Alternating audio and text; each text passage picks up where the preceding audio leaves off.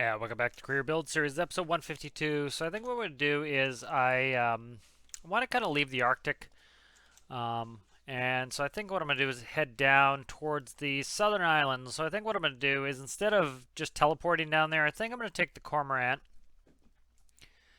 and we'll launch the Cormorant and I'll start heading down south. This hasn't had a really long trip like that, not that it's that long, and we'll do any missions on the way, and then we'll kind of find a new area we want to hang around at. We haven't been down south much lately, so let's go ahead and get down there. So just jumping in the Cormorant. Let's get running here. Release parking brake is off. Let's go ahead and start advancing our propeller. Let's see, about 30% is good, and I'll start increasing my throttle a little bit.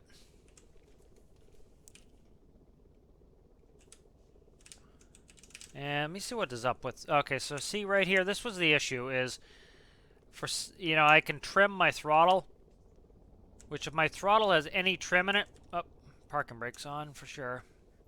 Yep. If I have any trim in my throttle, that was what was causing me the issues last time I used the Cormorant, was it pretty much kills my throttle. And so I have to be careful with that. Let me take out any trims I had in there. I'm trying to steer at the same time. Yeah, because if you hold down the Alt key when you do stuff, it will trim it. So I ended up trimming my throttle, and then I couldn't use my throttle.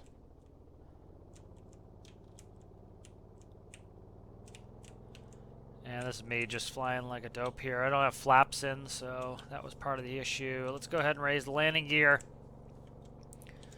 Off screen, I'm going to have to throw an autopilot in this. It's not a huge deal, but it would be nice to have. So we have tons of fuel in this. I'm running around 368 gallons, I think, on startup. And so I'm going to go ahead and I'm going to go full speed all the way down there. And then, like I said, we'll stop and do some missions along the way if we get any. And so I'm going to go ahead in the map. Let me put on AP Masters on. Okay, good.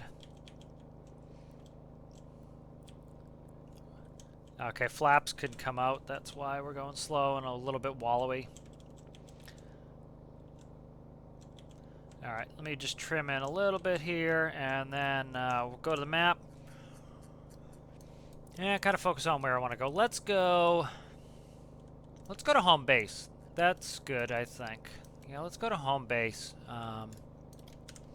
Let's do that. Kind of like to play it by ear. That's kind of my favorite way to play, is just kind of play it by ear, figure out what I want to do. Altitude hold we have. Let's go to 5,000 feet. We rarely get high. Not that 5,000 feet is all that high, but that would be nice. Let's go ahead and put that in. So if I can remember where that is, there we go. 159. So 159 on the.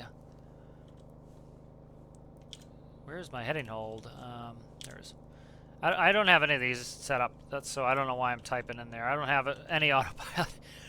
So 159, 158. You can tell I've been using a bunch of builds lately. So we're going just to the south of west. And let's go to 157. So I have to hand fly this the whole way.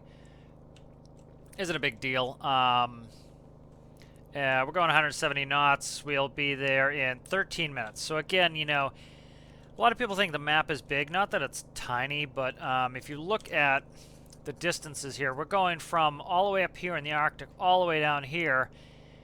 And it's going to take me 13 minutes in this vehicle. And this, this is a faster vehicle, but yeah, so I'm going to try to get my speed up a little bit. So I'm taking some prop out. I think about 28 is my best speed for this aircraft. Don't really care about fuel burn right now. I have plenty of money. This shouldn't overheat. I'll keep an eye on it, but we have tons of fuel in this. And so I'd rather have that extra speed. I don't really need the efficiency right now. I'm just kind of relocating myself. And so we're going to get moving on that.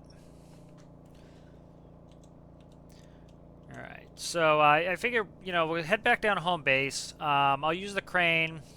Actually, I'll probably just recall the Cormorant back into the base because I'm going to do some autopilot work off screen anyways. But figured we'd head back down there. Kind of want to putz around the house, see what needs doing down there. Like I said, if some missions come up, can use those missions. Just a little bit of trim there to keep my... See, I'm watching, making sure I'm on my horizon line. I'm watching my altitude. You actually generally want to have your bar here above the horizon line in order to not lose altitude. And so I trimmed it, but my nose will come back down here in a second probably. So on our way there, doing about 170 knots.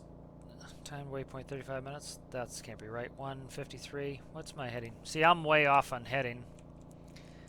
I'm not paying attention, so I'm way off my heading. That's why, you know, they call it, when you're flying, they call it cross-check. You're cross-checking all of your gauges. So one thing, you know, you'll see with professional pilots is they often have very good cross-checks, constantly checking gauges. And that's why, you know, how I could pretty quickly spot that, you know, something looked wrong. And so now we're back down to 11 minutes. It was because I was flying away from it. So 152, 152, we're right on the money here. I was getting distracted. That's why you want to continually kind of move your eyes, keep cross-checking, because you don't want to fixate. Fixation is a problem in aviation or in any vehicle operation, really, is you fixate on one thing and then all the other things get neglected, and that's how you end up having a problem. But I'll get working off screen on the autopilot on this as well, and that will I'll get us in a good position to be able to use this with autopilot, have altitude hold, heading hold, and then the ability to go to the waypoint. It will automatically do like a hold pattern when we reach a waypoint, and so that will be good. All right. Temp is coming up still, but it's reasonable. Very easy for us to control our temp here. All I have to do is add prop. That will drop down our RPM. It will save us some fuel. Will save us some temp. So we're doing, you know, we're in a little bit of a descent here. 178 knots, so good speed. 10 minutes out. All right. So. Kind of thinking about some things with this new content. I'm really excited about this new content. You know, October 13th, I believe, is the date for it. Just having a new island is going to be awesome. A lot of new train stuff. So I'm already kind of thinking about what I want to do. You know, last video did some kind of fleshed out an excavator. Kind of very basic flesh out. I kind of want to save the... you know, some of that for when we get to, you know, actually have the new content. That way, it can kind of, you know, like right now, I don't know how big the drill is going to be, and everything like that. So I really want to be able to purpose-built, probably close to a hospital ship or something. I want to purposefully build things to their function, and so I don't want to get too far ahead of it. I want to kind of wait and see, but I figured, you know, it'd be kind of a nice exercise to get going on it, and then I could always convert it. You know, the other things I was thinking is it would be great to take Triton down to the new area. That'd be great. You know, the new area is in the hotter biome. Even if let's open the map really quick. So if we bring up temperature, you can see it's going to be in the south here with much hotter waters. And so cooling is going to be more of an issue down there. That's going to be something we're going to have to worry about. And so, you know, everything still should work fine. But, you know, like in real life, you actually need to kind of monitor your temperature. Like, you know, I'm still cross-checking my temp here. You know, we're not doing too bad on temp. I'll get a high temp, I think. Do I have high temp set up? Low volts, battery, low bat. Can't remember if I have a high temp or not. I might not.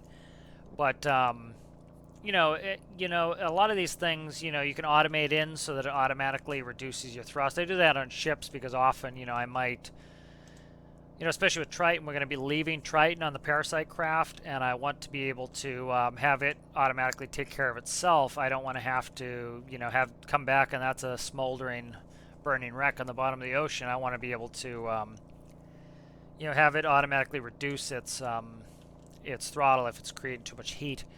You know, like this, I'm consistently cross-checking it. Once we get a little bit high, all I'm going to do is add some prop. I'll slow down the RPM less RPMs, creating less heat, and then we'll actually start to lose some temp. So that that will be what all we need to do there. Kind of thinking of a more, maybe even more advanced heat protection system using using a delta, where if the temperature hits 100, it would automatically set max speed to the delta of 0, so that it would decrease the thrust until essentially you're not gaining heat anymore. So it's just some thoughts, kind of how to work those systems here. We're currently about 7 minutes out. I'm kind of scud running here just because it's a little bit more interesting to watch, a little bit more interesting for me, you know, to kind of pay attention to the ocean here. I keep drifting to, actually going to put in a little bit of yaw trim there just to kind of keep us from drifting. We keep drifting more towards the west, and I want to stay a little bit more towards the east. 147, 144, we're doing well here. All right. So yeah, so I think that's something I'm very much looking forward to, is this new content. So a lot of new train stuff. Really looking forward to the trains on the new main Sawyer Island. I would absolutely love it if they would make it toggleable so that you can shut off the trains to the Arctic. I like the notion of going up to the Arctic. The issue is that I really dislike having those train lines running through the ocean like that. It's just really RP breaking, and it's kind of a pain with ships. I would much rather have the contiguous train lines on the main islands. I think that's kind of cool. That's going to really bring in the efficacy of the trains. You know, they talked about the portion that's not DLC. You're still going to be able to haul coal and uranium on the main island using the new rail network. It looks like it would not surprise me if they change coal and uranium over to the new system where you actually have to mine it with the drill. I think that's a lot better. You know, instead of just going to a spout and having it pump out as though, you know, there's another company already doing that for you. I like the notion of having you do it yourself.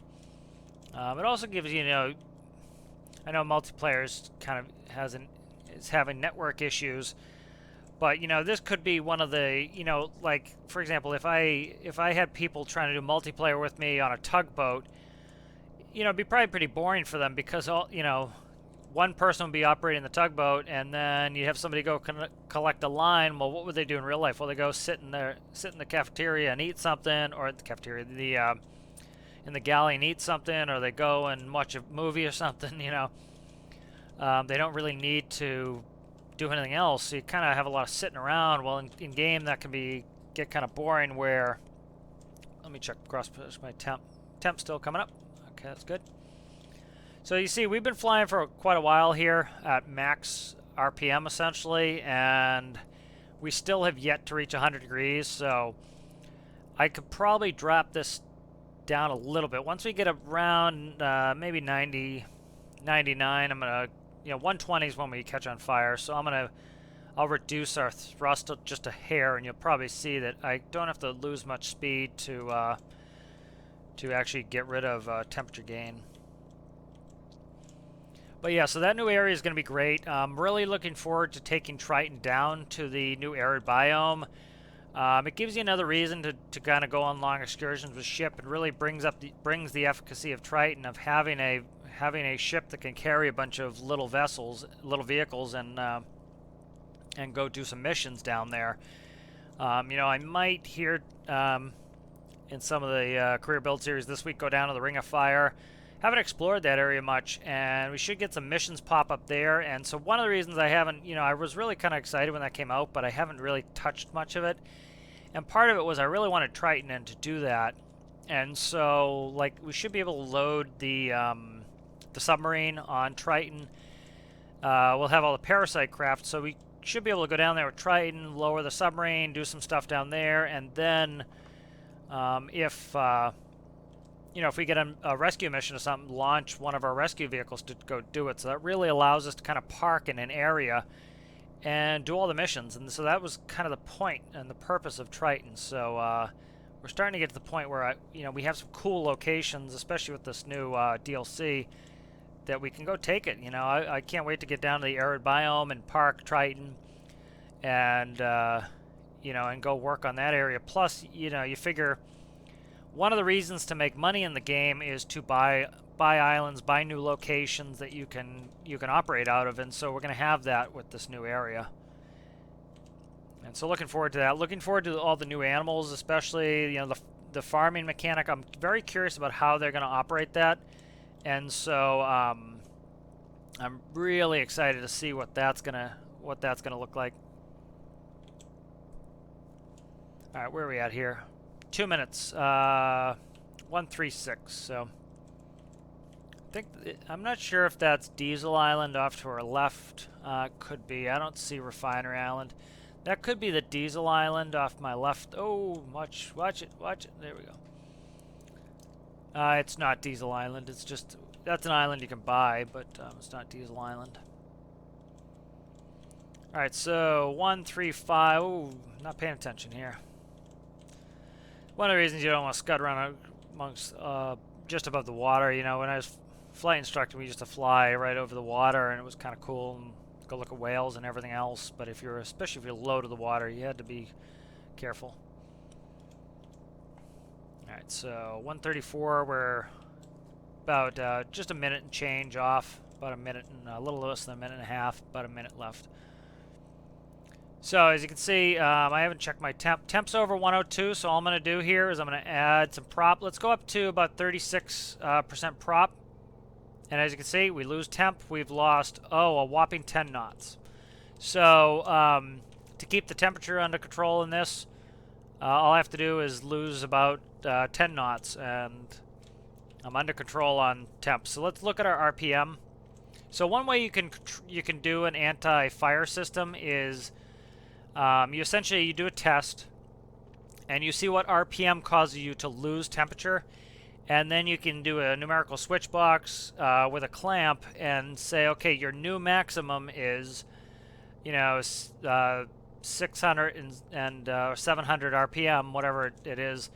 And that way, that will, we need to turn here. So the closer you get to your waypoint, the more you need to turn to aim at it. And so I thought I almost saw it. 93, so it's way off to our left here. I need to be very careful banking, doing a big bank when I'm close to there's the home island right there. All right, so I'm going to start reducing to about where we need to go on prop, and I'm going to start trying to get configured here for landing. All right, so I'm going to do a pattern. I was late. Very late on getting set up. Part of it, the fog got me. I wasn't really paying attention, but I have to be very careful banking close to the ground or close to the water. What you're doing is you're trading the lift that keeps you in the air for lift to turn you. And so when you do that, you need to add a lot more back pressure with pitch. And if you don't do that, you're going to stall it right in the ground. And so you need to be very careful with that. And so, these are things that I take for granted as somebody who was, has a lot of hours flying, that, somebody new would, or doesn't have any experience would not know. So, whoa. Turn. Hoping I can grab this in the workbench, but I can back up if I need to. But, so let's take a little pick here. Kind of nice to, I think it's the first time the Cormorant has been to home base. So that is really cool. Cool to get it here. Let me see if I should be able to. I don't know why I wouldn't be able to crane it on board, but let me see if I can just might not be close enough to get the to call in the workbench, but that's the nice thing, having the crane here. I crane this on land. Okay, so I need to get this in. It's not in the area here, but we'll recall this into the workbench, and I kind of want to look at a couple things in the house. Might do a couple shorter videos this week. Not super short, but just a little bit shorter. So we can go into reverse, seeing that we're on the water. That's part of the things that allows us to go into reverse. Is if we're on the water, we are allowed to put our prop in reverse. If we're in the air, it automatically locks it out. Very few aircraft allow you to go in reverse in the air. I think like a a twin otter or twin beaver, I think you can do it. And that's for, like, you know, if they're landing in the tundra on super duper short field landings, they kind of need to be able to do that. So, you know, but generally it's a very bad idea to go reverse in the air. That's how you really stall in a very short period of time, and put it right into the dirt. I think C-130, they may have in certain operational situations been able to do it for short field takeoffs, for short field landings again. But this is, you know, very specific cases. And so I just had to back up a little bit again. I was having too close. All right, so I'm going to come around here, and I need to get in the bench area so that I can do this. I would like to build a twin-engine version of the Cormorant at some point. The Cormorant is not based off, it's inspired by the Republic CB. It's much bigger than the CB, but it's kind of has that 1950s feel. I'll show you some pictures of the CB. I'd like to make a twin-engine version. Generally, like in the real CB, the single-engine version had a 215 horsepower motor. Let me just check my fuel really quick. Okay, so a little over 100 gallons we used to come down here. So we're talking about $300 to come down. So pretty cheap. Another reason why diesel is great is just the expense. It's very economical to run a diesel. You know, we'd probably be 3, 4, 5 times that cost if we had jet fuel. Okay, good. So that's grabbed up into the bench. It's going to crash. Game going to crash. Game's thinking of crashing, I think. It's been something lately with me pulling things into the workbench has been causing a crash, so I'm thinking that's what it is. And so I will do a bug report.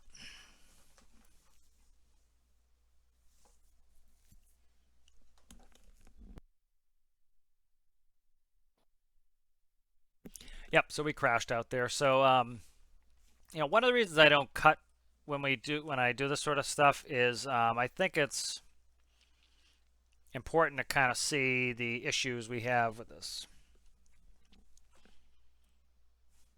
So let's put a bug report in. So I'm going to go and I'm going to put a bug report in for that crash. This is how you get stuff fixed. You put in a bug report. You know, crying about it on Reddit does nothing. You know, they're likely they don't check that. Complaining on the Steam forums does nothing. This is where they want it.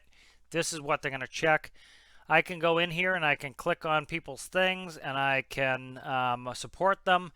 That's how you do it. So I'm going to create a bug report here. Game crashes when returning vehicle to workbench.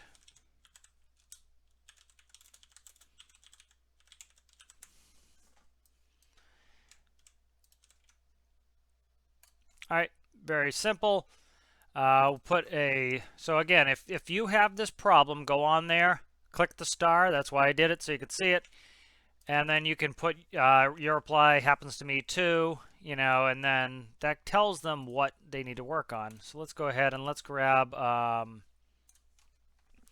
going to do is just teleport back to, was there an autosave there that I just didn't do? There might have been an autosave there. I'm not really worried about it. We only spent about $300 on fuel. This is what I'm going to do. I'm going to teleport there.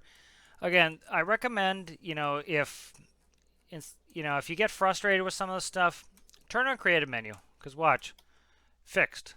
You know, that's how long it took me. You know, I lost all of 3 minutes. You know, I try not to let any of this frustrate me. It's, you know, you're kind of, you know, you can't control the game. You can't control the bugs in the game, but what you can control is how you react to it. And so I could make myself miserable by getting all annoyed that the game crashed, or I could just spend literally the 3 minutes that it took and get back in game. So kind of want to look around the house here, see what's up. Kind of trying to balance a little bit, building with some missions. So let me do something really quick here. I'll kind of show some, just do a little XML editing here. This is something I've been wanting to do. So if you look right here, you see these eyesores.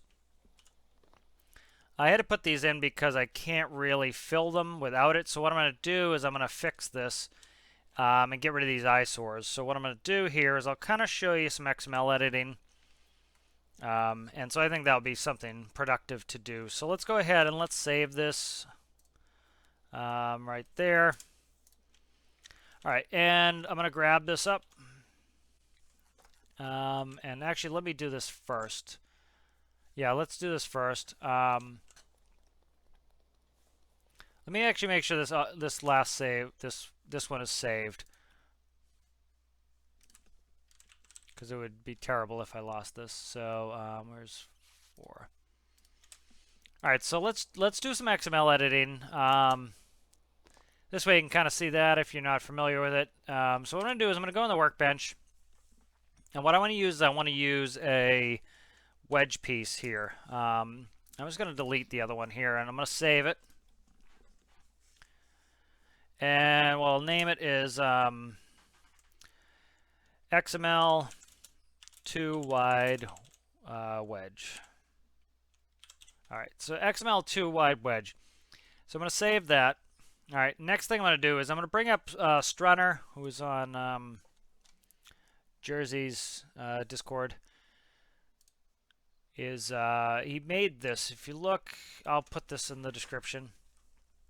So this is an XML utility, and so it's pretty simple, but what's going to help you do is with the numbers. So I'm going to select wedge, and I just want to make this doubly wide. And so you see you can move all these numbers here, and you can angle them. You can do all sorts of stuff. And so right here, I already knew that was the one I wanted right there. As you can see, it's now twice as wide, but the collision stays the same. So the collision is still right here, but the block sticks over by 2 now. All right, so then if you look here, you see R equals 2, all that. Let's copy that, so we'll Control C. All right, next thing I want to do is I'm going to open up my game folder. And the top one here on the top left, if you have this sorted by date, should be the XML that we just made, XML 2 wide. Click on that. I use Notepad++. Then if you look up here, since we're only using one block, you can see how tiny the code is because we're only using the one block. And let me see if I can't find the, where is it? Where is it? Where is it? I don't know why I can't see that. So we should be looking for the R equals. I don't see it right now. All right, let's see what's up with this here. Yeah, R equals. Don't know why I'm not getting that.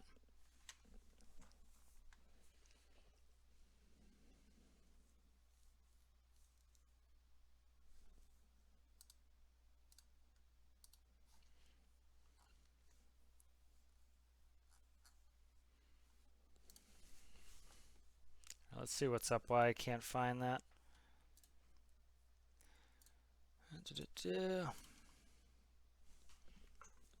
Wedge, source 5. Huh, that's very strange.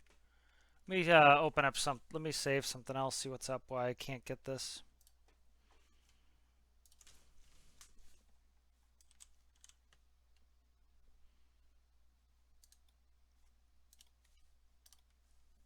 You put 2 of them on here. I don't know why. Let me put a block too. Save this as XML 2 wide. I don't know why this isn't doing it properly, but let me see. Yes. Okay, so we should have that. See right here. So I'm not getting on the wedge, which is weird. Maybe I thought you could. So maybe I can't make wedges wider. That's weird. So see right here on this block, we have the R. No, that's there right now. That's weird, man. So let's change this first value to a 2. And let's see what happens. It's very strange that I didn't get that. Maybe you don't get it with wedges. Now if we open it, you can see I made that regular one, that regular block, too wide. I don't know why I can't do it with the wedge, though. That's the issue. Maybe the wedges just don't come up with that, which is not cool. Not cool, man. All right, and then I want to reload it. And yeah, so we lose that now. That's strange. All right, let me see if I can't use Struner's tool again to take a block and fix the block. So let's go. I should be able to wedge this.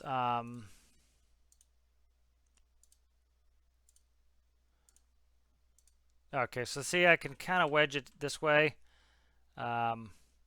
like that. So let's try this. So, so what I'll do is I'll copy this whole R here again, and let's see how it works. So let's go in here and let's add a block, and I'll actually just delete off that.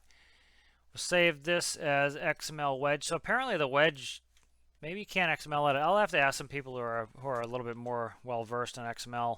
But every time I change it, it lets me reload that. And then I can just copy the whole R statement here and paste in the new one, save it. And then as soon as I go back in the game and load up that block, you can see it's how I want it. So let's grab that. And so one thing you'll see, a lot of people do helper blocks. The grab point is still where it was. The collision is still where it was. So you could actually pass through this block. So let's go ahead and we'll copy that, and then we'll load in KPOS 4. It's too large for this. That's fine. Come over here.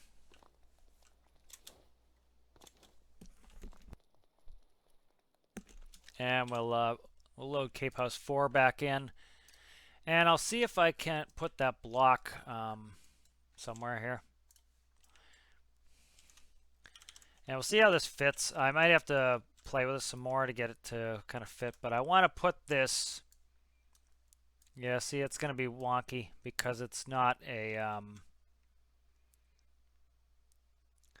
could replace that roof line. I don't know how that's gonna deal.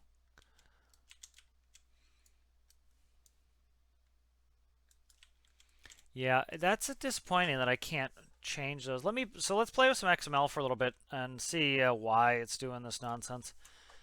Because see, on the thing here, it gives me that code. I don't know why I don't have that code. It's very strange. Let me try inserting it. So let's do this. Let's open up the Notepad++. It's right after components. Okay, so this is the whole thing right here. So it should be after CVP. So I'm going to copy all of that. Let's try this. This might not work. This might be a mess. We'll see. I'm going to insert it myself and see if I can get it to work. So let's go ahead and put a wedge back in. Let's delete this out. Let's go back to Struner's tool. If I can find it. There we go. Here's our wedge. I want to go too wide. That's it. Okay, so now I want to, I'm going to save this XML wedge. Let's go ahead and open up the notepad, reload it. Okay, so right here, trying to remember exactly where it was. Okay, z equals 1. I don't know what is that what I want? I don't know. Let me paste it at the end here and see what it looks like. So O is source 6. So where's source? SC5 right there. Yeah, I'm kind of worried about breaking something, but let's go ahead and stick this in there and see what happens. I could break it. I might not. So let's stick that in there. Let's save it. And we'll test it. Okay, so completely makes it disappear. Okay. So let's keep playing with it, see what's up.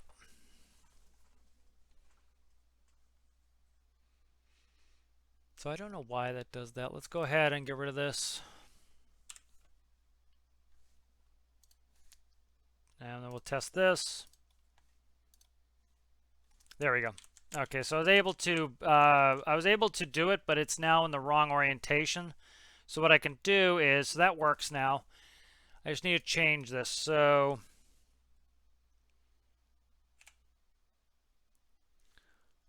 let's save that. Let's open it up again. Okay, I thought I saved it. Did I not save it? It's saved.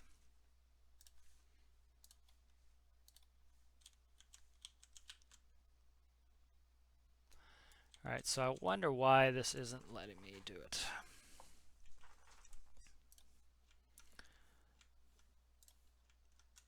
Okay, it's because that's... Okay, let me grab it and see if I can't turn it.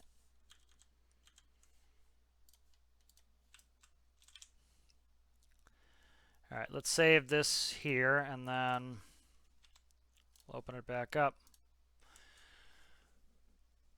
Okay, so I want this one as 2. And let's bring up Struner's tool, and I want to undo what I did here. So that was this one, I think. So that is 1, 2, 3, 4, 5, 6. So block 6 should be 0 on this. So let's go ahead and save this. That's fine. Let's go ahead and open up here. So it should be 6. 1, 2, 3, 4, 5, 6, 0. Okay. Let's make that a 0. So you can just play with these two and see what happens. You know, it's not the end of the world. It takes a little bit of time. Okay, you can see this is being strange behavior now. And we'll just keep playing with these numbers till we get them right. And we'll just keep looking at it until it does what I want it to do.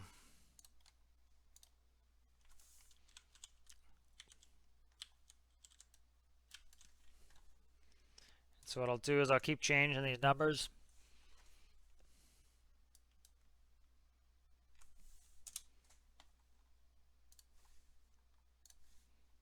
Until it kind of does what I want. Okay, so see that caused some weirdness. So let's do this. Let's go back to Struner's tool. Let's reset the block. Let's grab the what it should be. And then let's load it in with the notepad. I will change this. We'll save it. Now let's load it in, see what it looks like. Okay, curious, this was 6 before, now it's 5. Let's try 6. Let's load that in, see what it looks like. Just kind of playing with numbers, seeing what it does.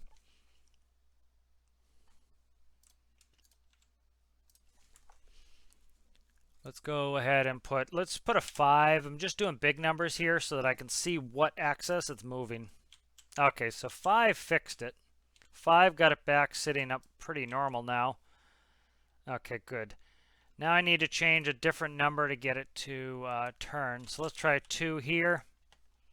Save and open it.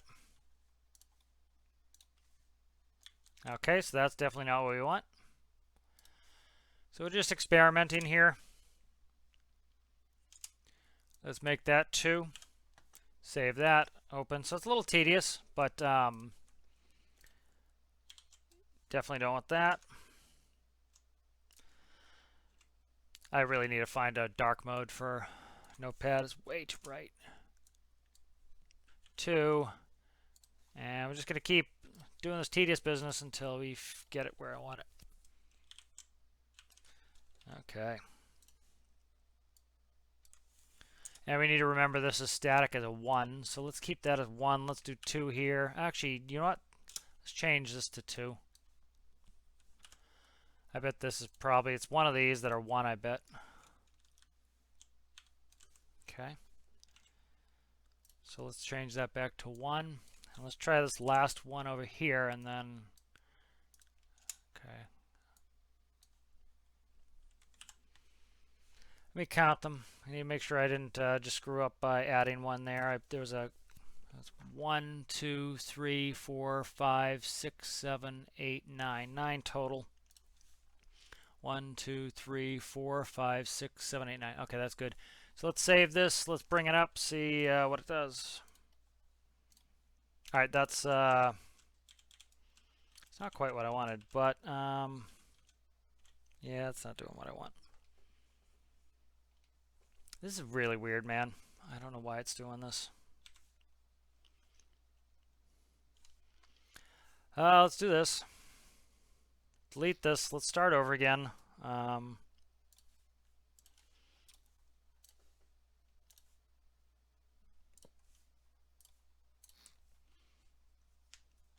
Save this as that. Let's load up. All right, so see, now it's in.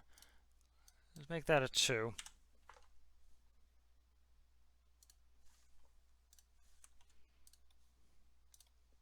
There we go. I don't know why it was misbehaving. It misbehaved the whole time. All right, so let's save this. It's saved already, so let's go ahead and get out of here. That was just, I don't know what all that was. It was just, I think I put it in orientation-wise was wrong. So let's load in Cape House 4. Let's go ahead and we will grab the XML edited wedge. And then what I'm going to do is I'm going to start deleting out these here. And what this allows me to do is the wedge section is now doubly long, and it can clip through the wall, and it's not going to have an issue with the collision. So what you'll see here is I should be able to put this into the wall here and not have it collide. That's still weird. I didn't think about that. Yeah, I kind of need a different shape. Okay. Some people have come up with this already. But yeah, so just kind of showing you XML-wise what you could do. You know, this is still hokey as it all can be. But I need to keep working on this. But yeah, I don't think I'm gonna. Okay, so let me see. Where's the collision? Okay, so let's do this. I think this will work. Let's cut here. Let's paste it there. Let's paste this. Come on. Don't do me dirty. Paste. Let's put this one in here. And so what I try to do is go from both directions like this. So let's paste this here. Paste. We'll paste that there. Okay, let's merge these. So you see the collisions are where the collisions used to be. So you have to click on where they used to be. Okay. This one I think I want to delete out. I do want to delete that one out. Okay, so now let's try this. Let's paint these really quick. Sometimes you want to paint them before you go in, but sometimes they paint. And then what we want to do is we want to grab one.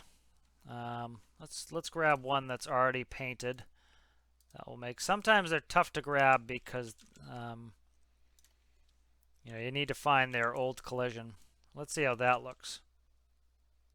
That still looks crap. Alright, so let's finish up trying to get this XML. So if we look, this is what I want here. As you see, we have a collision. Presently, you see, that gives me the angle I want. So what I'm going to do here is I'm going to start cutting in. And I want to cut like this. Cut dual blocks on all sides. And then I'm going to take this block here. And I will see if I can post it there. Paste there. And then can I fit it in here? See, I need this block to be wider.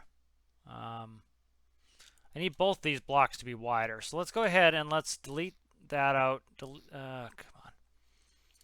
So the blocks need to be wider, essentially. So let's go ahead and let's go back to XML. And where it's 2, let's make it a 3. Let's save that. Let's go back in and let's go ahead. We'll go to selection grid. Clear, load, and then we'll bring it back in. And now it's 3 wide. All right, so 3 wide, we should be able to get this to work. So what I'm going to do here is right there, you can see we're 3 across. So let's go paste. And then if I go this direction, I can probably go there. Beautiful. Paste. Now let's merge these up. There we go. And as you can see, I fixed my roof line. So that's kind of what I want. So let's go ahead and paint these. And as you see, that fixes my roof line. So that's beautiful. What I'll do now is I will grab both of these, like so, copy them. And then I should be able to move this whole thing, just keep kind of following it like this. And this should get me that roof line that I desire. So a little bit of an XML ugly tutorial here, just to get it going. And then I want to go just kind of flipping it so I can do this side. And you kind of see how this is just quickly and easily allowing me to fix that roof line. So XML editing can be daunting, as you can see. Like I don't do too much of it, and it's kind of daunting for me at first. But once you kind of figure out how to do it, it's not bad. And so let's go ahead and let's cut out this here. XML editing is also a way you can lighten things up. So you know, these blocks are covering 3 across, but they're actually, you know, only way, and they're only a collision for 1. So you can actually have parts going through. But now let's look at that roof line. That roof line is so much better, as you can see. And so if we go on the inside, you can see we are showing there because we have no collision, but I should be able to come up with something to fill that, at least for now. Yeah, let me see how I want to do this. You know what I'll do? Go like that for now. That's not terrible. Yeah, that's okay for now.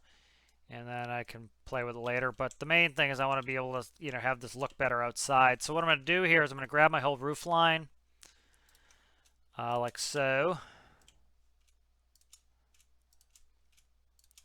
And I will copy this. And I'm going to just, do I need to flip it? I probably don't need to flip it, I don't think. No. We'll merge that, and then I just need to delete these out. And as you can see, we have a much smoother roof line. That's been driving me absolutely nuts for a while now. So having that finished, let's go, let's save it. Let's save it as something different. Cape House 3, spawn it in. Now let's go look at it. So that's fine. That just needs paint underneath. And then if I fix that paint, it shouldn't be visible. But you can see the roof line looks so much cooler now and so much better. You know, that was drawing the eye so badly that it was just really miserable. Paint those up, and then we'll be in business. And then I just need to fix this here. That's good. Yeah, so this is a little weird in here, but I'm not really worried about it. I'm not. All right, and so, you know, that was a big eyesore kind of fix. So a little bit of XML editing there. You know, kind of got off to a slow start, trying to remember how to do it. You know, orientation, you want to orient the block the same as what the Struner's utility says there. I will put this utility in the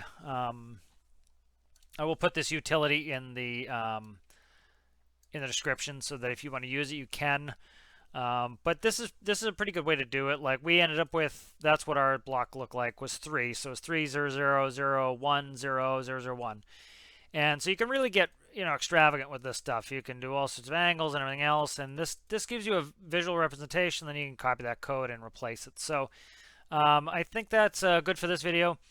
You know, it's nice to get that in, and so you can kind of see how you can use XML stuff on your builds, and you know, but you do need to understand that you have the same old collisions, so you can't say try to fill the side of your ship with a bunch of XML blocks Anywhere there's no collision, they're going to, it won't be watertight. So you have to fill it. Like I could actually fill these areas in with other stuff if I needed to, but it's a great way to hide stuff. It's a great way to improve the looks of things. So if you like the video, give it a like. If you have yet to subscribe and you enjoy my content, please consider subscribing. We'll see you in the next one.